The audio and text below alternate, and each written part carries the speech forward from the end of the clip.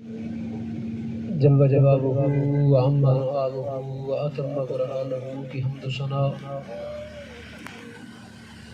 سید دو عالم سید کون و مکان شفیع مذنبان حضور تاجدار ہر دو زمان صلی اللہ تعالی علیہ وآلہ وآصحابہ وبارک وسلم کی بارگاہ اقدس میں ہدیہ درود و سلام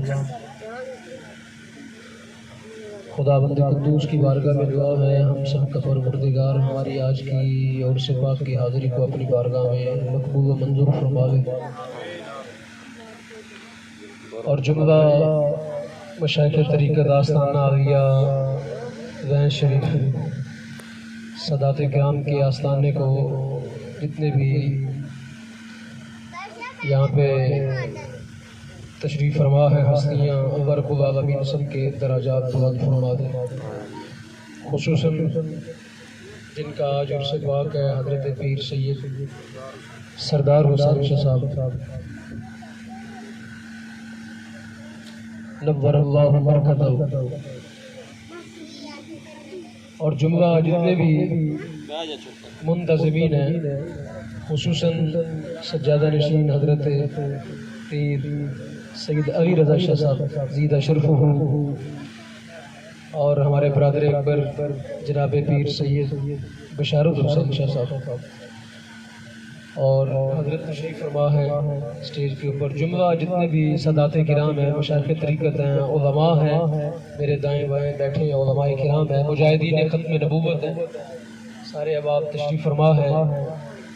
اللہ رب العالمین آپ کو جملہ جتنے بھی شرکائے مجلس ہیں اپنی بارگاہ سے خصوصی برکات عطا فرمائے۔ جب مجھے حضرت نے فون کیا تو میں نے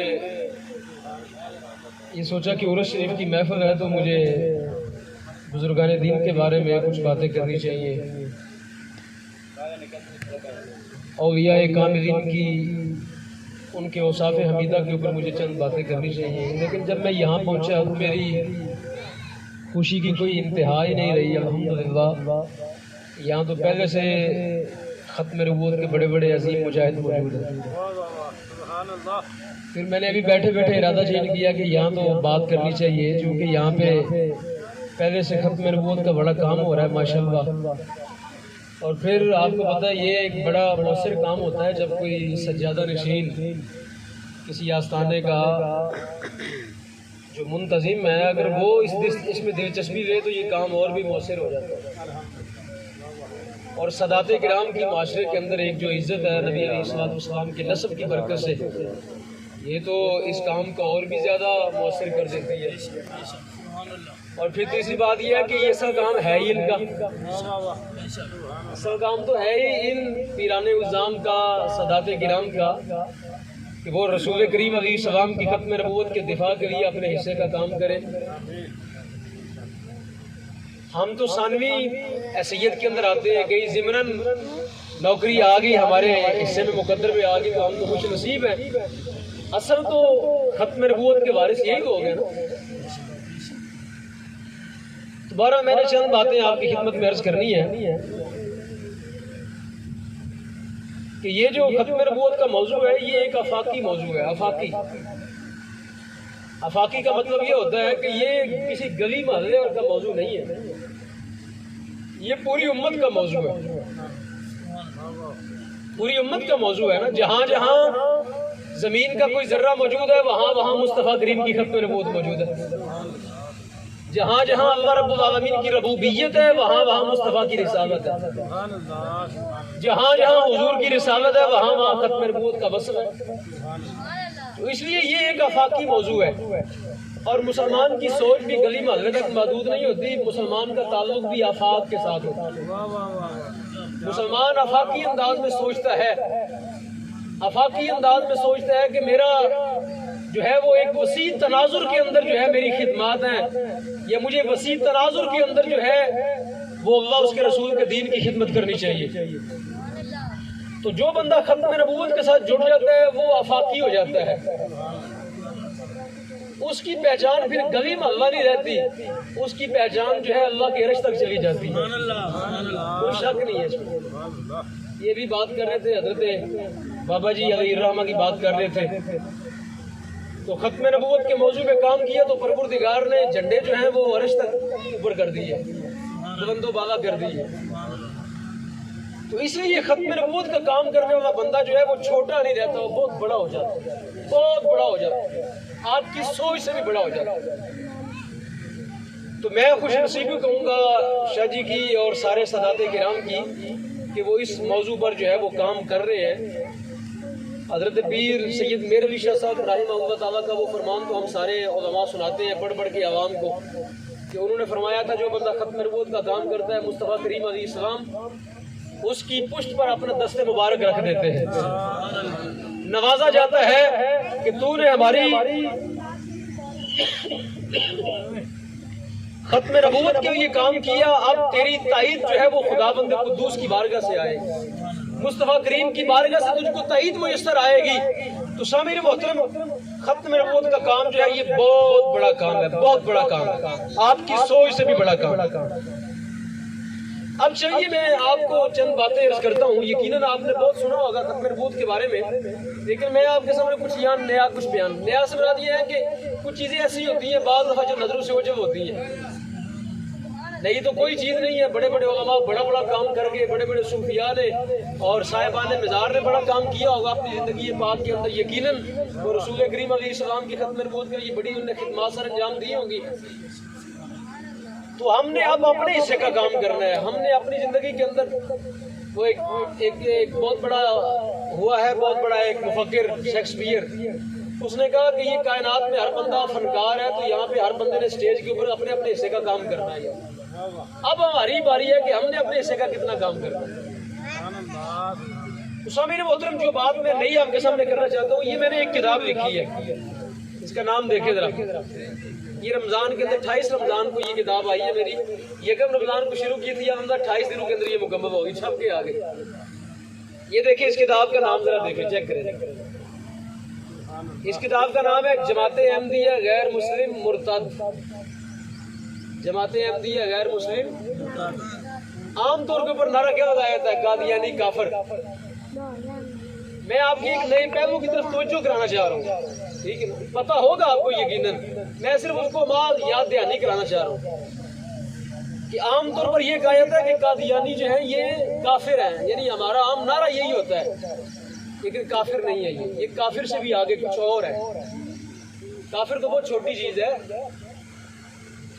کافر تو بہت چھوٹی چیز ہے۔ یہ آپ کے یہاں کوئی عیسائی رہتا ہوگا، ہندو کو رہتے ہوں گے، یہودی تو یہاں کوئی نہیں ہے، لیکن عیسائی عام اکثر پائے جاتے ہیں ہمارے معاشرے میں، وہ کافر ہے۔ وہ کیا ہیں؟ کبھی آپ کو مسئلہ ہوا ان سے، کبھی کوئی ان سے لڑائی جھگڑا، کوئی تو کار، کوئی ایسی بات ہوئی کبھی آپ کے ان کے ساتھ؟ روٹین میں وہ رہ رہے ہیں، ذمہ ہیں وہ ہمارے معاشرے کے اندر کیا ہے؟ ریاست نے ان کو تحفظ دیا ہوا ہے، ریاست کہتی ہے کہ یہ رہے ہمارے معاشرے کے اندر، کوئی بات نہیں ہے۔ بلکہ بعد اب ایسا ہوتا ہے کہ آپ ان سے لین دین بھی کرتے ہیں، آپ کیا کرتے ہیں؟ ان سے لین دین بھی کرتے ہیں۔ ہمارے گھروں میں آتے ہیں، ہم ان کو کھانا بھی کھلا دیتے ہیں، ایسی بات ہے، ہمارے گھروں کے اندر وہ آتے ہیں، کام کاج کرتے ہیں، ہمارے گلیوں میں کام کرتے ہیں، ہم کھانا شانا بھی ان کو دیتے ہیں، ہمیں کوئی مسئلہ نہیں ہے۔ وہ کافر ہے، ان کا شرعی حکم کیا ہے؟ کافر کا ان کا شرعی حکم کیا ہے؟ یعنی ان کے ساتھ ہمیں مسلمانوں کا مسئلہ کوئی نہیں ہے۔ لیکن یہ قادیانی جو اپنے آپ کو احمدی کہتے ہیں، یہ ہے مرتد، اور مرتد کا مطلب یہ ہوتا ہے، ابھی میں آپ کے سامنے وہ بیان کروں گا حوالہ جات۔ مرتد کا معنی یہ ہوتا ہے جس کی زندگی کی ضمانت ہی کوئی نہ ہو، جس کی زندگی کی ضمانت ہی کوئی، یعنی اس کے ساتھ کھانا پینا تو بڑی دور کی بات ہے نا، اس کے ساتھ کاروبار کرنا تو بڑی دور کی بات ہے، اس کے ساتھ اٹھنا بیٹھنا تو بڑی دور کی بات ہے، اس کے ساتھ لین دین کرنا بڑی دور کی بات ہے، اس کے ساتھ رشتہ ناتا کرنا یہ تو بڑی دور کی بات ہے نا، اس کو اپنے گھر میں دعوت دینا، یا اس کے گھر میں جا کے دعوت کھانا، یا اس کی شادی میں شرکت کرنا، یا اس کو اپنی شادی میں شرکت کی دعوت دینا، یہ باتیں تو بڑی دور کی ہے نا، اس کو تو اسلام زندگی کی ضمانت ہی نہیں دیتا، اس کو تو اسلام زندگی کی ضمانت نہیں دیتا۔ اسلام یہ کہتا ہے کہ اس کو زندہ رہنے کا حق ہی کوئی نہیں، اس کی زندگی کون لے گا؟ پہلے میں وضاحت کر دوں کہ کوئی بندہ یہاں پہ یہ نہ کہے کہ یہ کیا باتیں کر رہے ہیں، اس کی زندگی کی ضمانت جو ہے وہ ریاست کے پاس ہے، ریاست اسلامیہ جو ہے ان کو کیفر کردار تک پہنچائے گی. انفرادی سطح کے اوپر ہم جا کے کوئی عمل نہیں کریں گے. جو ریاست ہے اس کی ذمہ داری ہے، چونکہ حضرت صدیق اکبر رضی اللہ تعالیٰ عنہ نے جو جنگ یمامہ لڑی جس میں 36,000 مرتد مارا، جس میں کتنے مارے؟ 36,000 یمامہ کے. میں الحمدللہ یمامہ سے ہو کے آیا ہوں، میں عمرہ شریف کرنے گیا تھا تو مدینہ پاک سے تقریباً 1300 میل دور ہے. مدینہ پاک سے 1300 میل دور ہے، 1300 کلومیٹر یا میل. ریاض جانا پڑتا ہے، ریاض سے پھر آگے 300 میل آگے جانا پڑتا ہے. تو میں وہ جگہ دیکھ کے آیا ہوں، میں وہ جگہ دیکھ کے آیا ہوں جہاں پہ 1200 صحابہ اکرام کے مقبرے بنے ہوئے ہیں، چوکھنڈیاں بنی ہیں جہاں پہ 1200 صحابہ شہداء ہیں جو اس جنگ کے. وہ چوکھنڈیاں آج بھی باقی ہیں. اور میں وہ باغ بھی دیکھ کے آیا ہوں جس کا نام ہے حدیقۃ الموت. تاریخ اسلام کے اندر جس کا نام ہی کیا ہے؟ حدیقۃ الموت. اس کا معنی کیا ہے؟ موت کا باغ. جہاں پہ صحابہ نے 22,000 بندہ مار دیا. 22,000 بندہ ایک دن میں، ایک دن میں 22,000 بندہ مارا. اور باقی جو 8,000 اور 14,000 باقی بندہ ہے وہ باقی جگہوں کے اوپر مارا. اور جو باغ تھا حدیقۃ الموت وہاں 22,000 بندہ مارا. جرم کیا تھا ان کا؟ جرم ان کا یہی تھا جو آج قادیانیوں کا جرم ہے کہ وہ بھی نبی کریم علیہ السلام کے بعد کسی کو نبی مانتے تھے. جرم ان کا بھی یہی تھا کہ وہ رسول کریم کے بعد کسی کو کیا مانتے تھے؟ نبی مانتے تھے. کس کو مانتے تھے؟ مسلمہ کذاب کو. کس کو؟ مسلمہ کذاب. مسلمہ کذاب ایک شخص تھا جس نے رسول کریم علیہ السلام کی زندگی مبارک کے اندر دعویٰ نبوت کر دیا کہ میں بھی نبی ہوں، میں بھی کیا ہوں. اس نے دعویٰ کر دیا. رسول کریم علیہ السلام کی وفات ہو گئی اور رسول کریم علیہ السلام کے بعد جب خلیفۃ المسلمین بنے کون؟ سیدنا و مولانا امیر المومنین خلیفۃ المسلمین حضرت ابو بکر صدیق رضی اللہ تعالیٰ عنہ جب خلیفہ بنے تو آپ نے لشکر روانہ فرمایا 12,000 کا صحابہ کا، اور فرمایا کہ یہ لوگ جو دعویٰ نبوت جن لوگوں نے کیا یا جن لوگوں نے حضور کے بعد کسی کو نبی مانا، فرمایا ان کو زندہ رہنے کا زمین پر کوئی حق نہیں ہے. ان کو زندہ رہنے کا کوئی حق نہیں ہے. اور حضرت صدیق اکبر کا اس وقت جو ہے وہ کیا تھا سٹیٹس؟ حاکم وقت کا. سٹیٹس کیا تھا ان کا؟ حاکم وقت، اسلامی ریاست کے حاکم. سب سے بڑے سپہ سالار اور صحابہ کرام کیا تھے؟ اس ریاست کے سپاہی تھے. اس ریاست کے کیا تھے؟ تو گویا جتنا یہ کام ہوا سارا کس بنیاد پر ہوا؟ ریاست کی بنیاد پر ہوا. یہ سارا کام کہاں کیسے ہوا؟ ریاست اسلامیہ کی بنیاد پر ہوا. تو سامعین محترم، مرتد کی سزا ریاست نے دی ہے ان کو. ریاست نے ان کو سزا دی ہے اور ریاست نے ان کو 36,000 بندہ مارا اور صدیق اکبر کے حکم سے مارا اور صحابہ کرام نے اپنے ہاتھوں سے مارا. اور پتہ ہے کس دن مارا؟ 11 ہجری اور 12 ربیع الاول کے دن مارا. 11 ہجری بولیے 11 ہجری 12 ربیع الاول. مطلب کیا؟ صحابہ کرام نے یہ بتایا کہ میلاد صرف کیک کاٹنے سے نہیں ہوتا. میلاد صرف کیک کاٹنے سے نہیں ہوتا. میلاد مصطفیٰ کے جو مصطفیٰ کریم کے غدار ہیں ان کی گردنیں کاٹ کے بھی مصطفیٰ کا میلاد منایا جاتا ہے. تاجدار ختم نبوت تاجدار ختم نبوت زندہ باد. تاجدار ختم نبوت زندہ باد. تاجدار ختم نبوت زندہ باد. آپ جانتے ہیں، آپ دوسرے پہلو کی طرف آئیں جو بات آپ کو کمپیریزن کرنا چاہتا ہوں کہ نبی کریم علیہ الصلوۃ والسلام خاتم النبیین ہیں. قرآن نے یہ کہا ما کان محمد ابا احد من رجالکم ولکن رسول اللہ وخاتم النبیین، کہ محمد صلی اللہ علیہ وسلم تم میں سے مردوں کے کسی کے باپ نہیں بلکہ ان کی شان یہ ہے کہ وہ اللہ کے رسول اور خاتم النبیین ہیں. سبحان اللہ. اب اس آیت کا ذرا پس منظر سنیں. آپ نے یہ آیت تو بار بار پڑھی نہ، اس آیت کا ذرا پس منظر سنیں، تھوڑی سی علمی گفتگو سنیں تاکہ آپ کو پتہ چلے کہ یہ قادیانیوں کو مرتد کہنے کی اسلام میں وجہ کیا ہے. یہ مجھے کتاب لکھنے کی کیوں ضرورت پیش آئی؟ 4-5 لاکھ روپے میں نے خرچ کیا اس کتاب کے اوپر اور میں یہ کتاب پورے پاکستان میں بلکہ یورپ کے اندر بھیجی، چونکہ قادیانیوں کا یورپ میں ان کا بڑا زور ہے. وہاں میں نے کتاب بھیجی کہ ان کی اصل پہچان جو ہے یہ مرتد ہونا ہے. اور مرتد کا معنی یہ ہے کہ جو اسلام سے پھر جائے، جو اسلام سے کیا کرے؟ پھر جائے، اس کو مرتد کہتے ہیں. یہ قرآن میں لفظ کافی دفعہ استعمال ہوا. میں بتاتا ہوں ابھی کہ رسول کریم خاتم النبیین نے اس آیت کا پس منظر کیا ہے. اس آیت کا پس منظر یہ ہے کہ رسول کریم علیہ السلام نے صحابہ میں سے ایک بندے کو اپنا بیٹا بنا رکھا تھا. سرکار دو عالم نے صحابہ میں سے ایک بندے کو اپنا، جن کا نام تھا حضرت زید بن حارثہ، جن کا نام تھا حضرت زید بن حارثہ رضی اللہ تعالیٰ عنہ، ان کو سرکار دو عالم نے، عربی میں کہتے ہیں متبنہ، جس کو اردو میں کہتے ہیں منہ بولا بیٹا، سرکار دو عالم نے ان کو اپنا منہ بولا بیٹا بنا رکھا تھا، اور ان کے ساتھ نبی علیہ السلام نے اپنی جو پھپھو زاد بہن تھی نا حضرت زینب بنت جہش رضی اللہ تعالی عنہا، ان کا سرکار دو عالم نے ان کے ساتھ کیا فرما دیا، نکاح کر دیا۔ اب یہ غلام زادے تھے، یعنی غلام تھے، اور وہ قریشی خاتون تھی، حضرت زینب بنت جہش وہ بہت بڑے سردار کی بیٹی اور قریشی خاتون تھی، آپس میں ان کا نباہ نہ ہو سکا، آپس میں ان کا نباہ اور طلاق ہو گئی۔ اس کا ذکر 22ویں پارے میں آتا ہے، قرآن کے 22ویں پارے میں یہ سارا واقعہ موجود ہے، 22ویں پارے کے آغاز میں پہلے دوسرے صفحے کے اوپر طلاق ہو گئی، اور پھر اللہ رب العالمین کے حکم سے نبی کریم علیہ السلام نے ان بی بی صاحبہ سے زینب بنت جہش، ان کے ساتھ نبی علیہ السلام نے نکاح فرمایا۔ سرکار نے کیا فرمایا؟ ان کے ساتھ نکاح فرمایا۔ تو عرب کے جو یہودی اور منافق لوگ تھے نا، ان نے واویلا شروع کر دیا، ان نے پراپوگنڈا شروع کر دیا کہ محمد صلی اللہ علیہ وسلم نے اپنے بیٹے کی بیوی کے ساتھ نکاح کر لیا، اپنے بیٹے کی، بولے اپنے بیٹے کی۔ یہ باتیں آپ کو کوئی دوسرا بندہ بتائے تو بہتر نہیں کہ ہم خود بتائیں آپ کو، وہ آپ کو یہ باتیں کرے گا غلط رنگ دیکھ کے، وہ آپ کو مرزئی جب کہے گا تو وہ غلط رنگ دیکھ کرے گا، تو پھر نعرہ تکبیر، نعرہ رسالت۔ جی آپ نے نکاح فرما دیا ان کے ساتھ، تو مدینہ کے اندر انہوں نے پراپوگنڈا شروع کر دیا کہ سرکار دو عالم نے اپنے بیٹے کے ساتھ، اپنے بیٹے کی بیوی کے ساتھ کیا کر رہی ہے؟ نکاح کر رہی ہے۔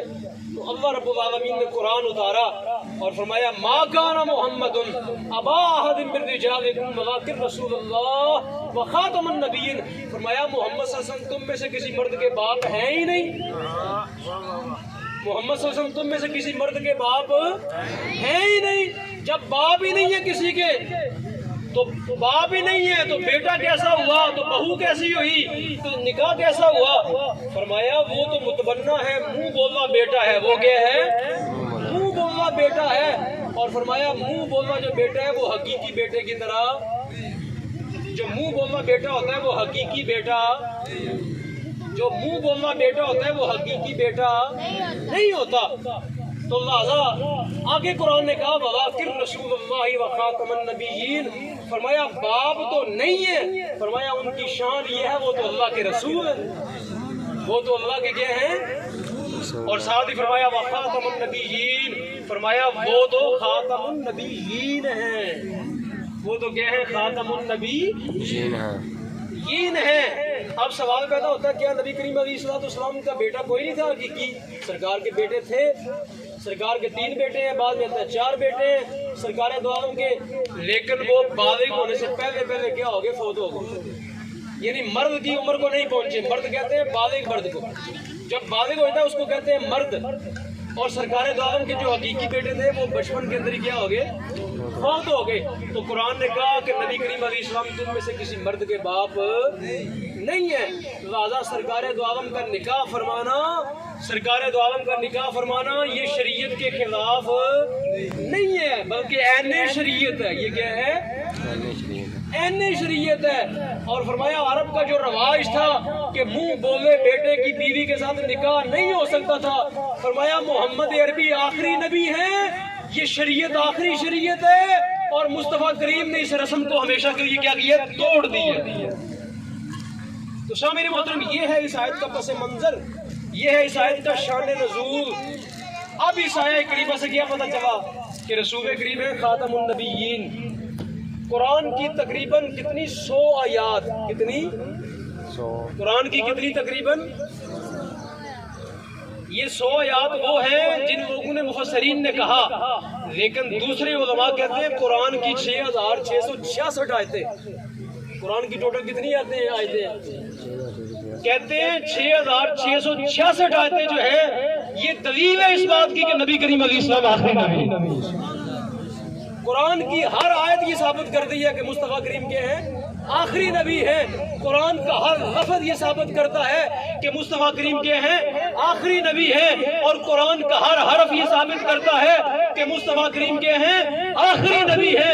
رسول کریم کے بعد اب قیامت تک کوئی نبی نہیں آئے گا. جو مصطفیٰ کریم کے بعد کسی کو نبی مانے گا مرتد ہو جائے گا. کیا ہو جائے گا؟ اور جو مرتد کے مرتد ہونے میں شک کرے گا وہ کافر ہو جائے گا. جو لوگ ان کے ساتھ کھانے کھاتے ہیں نا، جو لوگ ان کو اپنے گھروں میں دعوتیں اڑاتے ہیں ان کے ساتھ، اللہ کی قسم یہ فتویٰ پڑھ کے سنا رہا ہوں. اس کتاب کے اندر ہزاروں فتوے میں نے جمع کیے ہیں، سینکڑوں فتوے جا کے پڑھ لینا. اس کتاب کے اندر اللہ رب العالمین کے پیارے حبیب سے جو باتیں نقل کی ہیں کہ جو کافر کے کفر میں شک کرے، جو مرتد کے مرتد ہونے میں شک کرے، بندہ بذات خود کیا ہو جاتا ہے؟ اس کا اپنا ایمان سلامت نہیں رہتا، اس کا اپنا ایمان ہے. اب 6666 آیتیں سرکار دو عالم کی کیا دلیل ہے؟ ختم نبوت کی. کس کی دلیل ہے؟ وہ کہتے ہیں جی یہ مرزئی جو ہے وہ کہتے ہیں دیکھو جی قرآن میں ایسا آیا ہے تو قرآن میں ایسا ہے، قرآن میں یہ آیا ہے کہ سرکار آخری نبی ہے، قرآن میں اس کے سوا اور کچھ نہیں آیا. قرآن کی ہر آیت یہ بتاتی ہے کہ رسول کریم کے ہیں آخری نبی ہے سرکار. قرآن کا ہر حرف یہ بتاتا ہے کہ حضور کے ہیں اور رسول کریم کے بعد اب قیامت تک کوئی نبی. اب سنیے دوسری طرف احادیث نبویہ جو رسول کریم نے خود فرمایا. میں حدیث پاک پڑھنے لگا ہوں. سرکار دو عالم نے فرمایا، ہمارے بابا یہ صحیح حدیث پڑھا کرتے تھے. سرکار دو عالم نے فرمایا میں خود زمین کے ذروں کے برابر گواہی دیتا ہوں کہ میرے بعد اب کوئی نبی نہیں آئے گا. زمین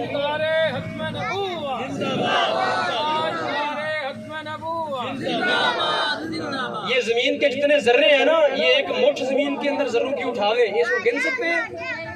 ریت کے ذرے جو مٹھ میں آتے ہیں اس کو گن لیتے ہیں؟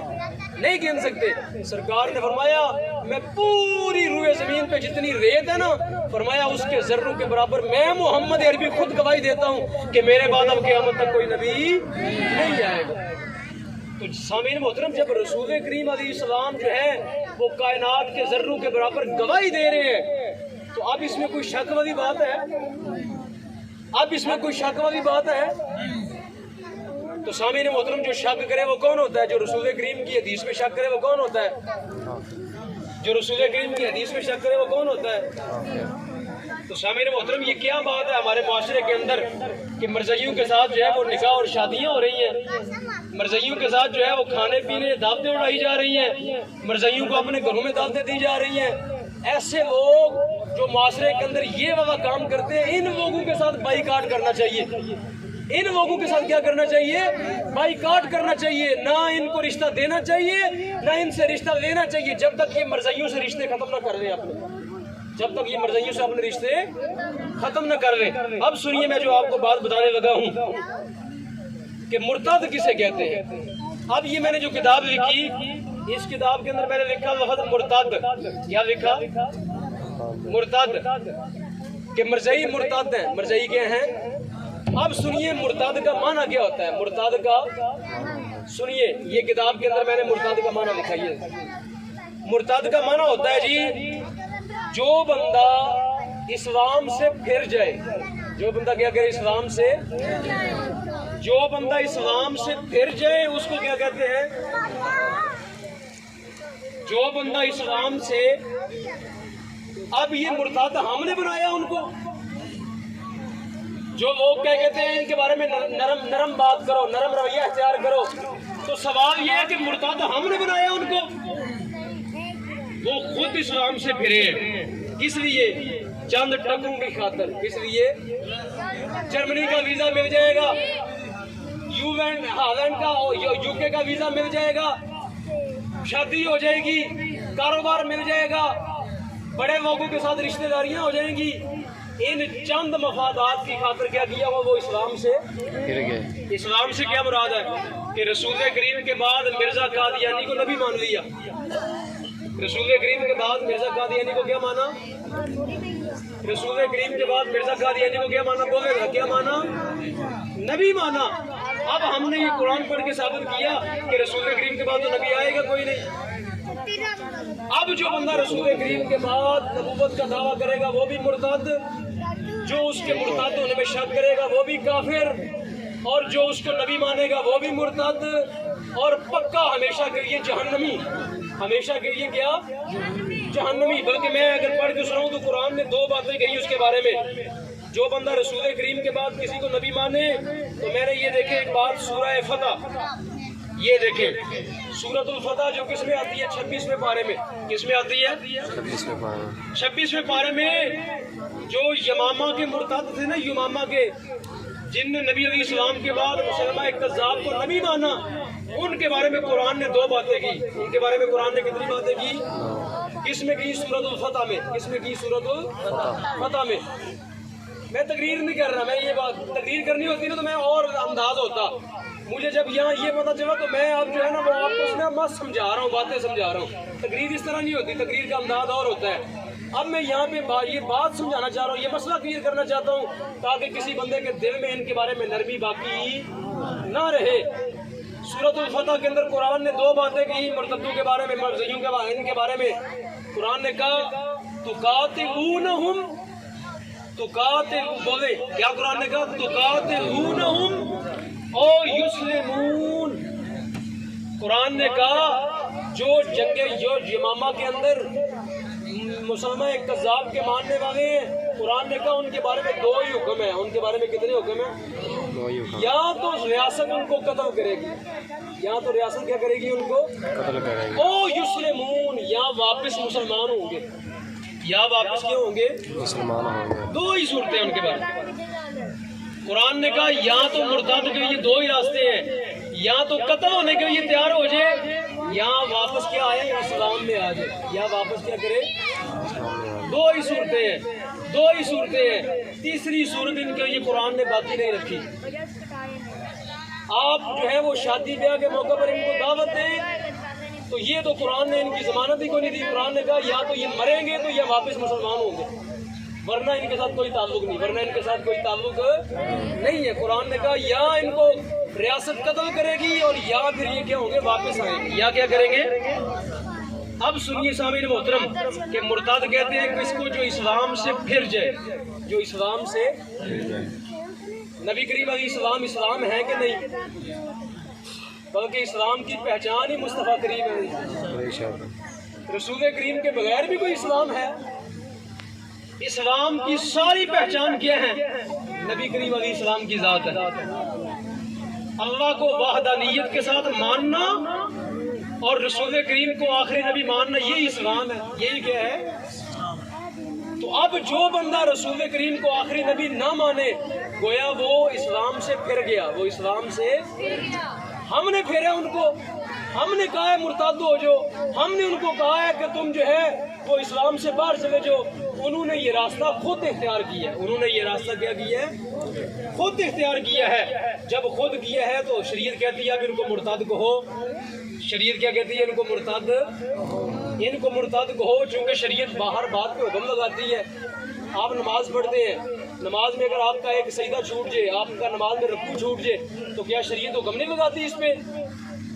آپ کا رکوع چھوٹے تو اسلام میں شریعت حکم لگاتی ہے کہ نہیں لگاتی؟ لگاتی ہے۔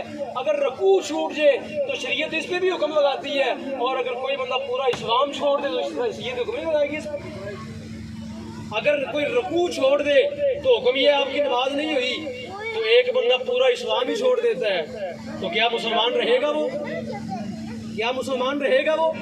تو سامعین محترم پتہ چلا کہ شریعت کا حکم یہ ہے کہ مرتد بندہ مسلمان ہے، لہذا قادیانی جو ہے وہ اسلام سے خارج ہے، اسلام سے کیا ہے؟ اور صرف عام خارج نہیں ہے، عیسائی ہے، یہودی ہے، ہندو ہے، سکھ ہے، اس کو زندہ رہنے کا حق ہے، اس کو زندہ رہنے کا کیا ہے؟ قادیانی کے لیے اسلام میں زندگی کی کوئی ضمانت نہیں۔ اگلی بات سنیں، یہ